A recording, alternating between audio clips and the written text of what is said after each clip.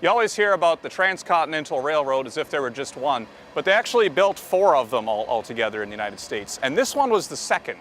This is sort of like the Northwest Passage.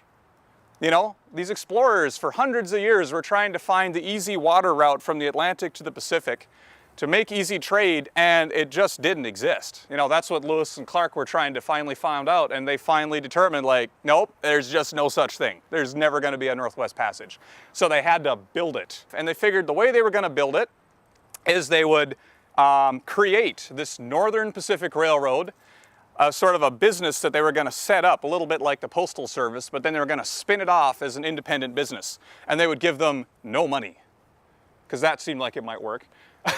What they do is they would give them all this land along either side of the railroad, all these big old sections of land, and then the railroad was going to sell all that to farmers, and then the farmers were going to settle this area and build cities such as Bismarck, and then the railroad would have some business, and then more people would move to the west to the United States to become a stronger country, and it was all a great plan, a huge plan, the biggest business enterprise ever undertaken in the United States.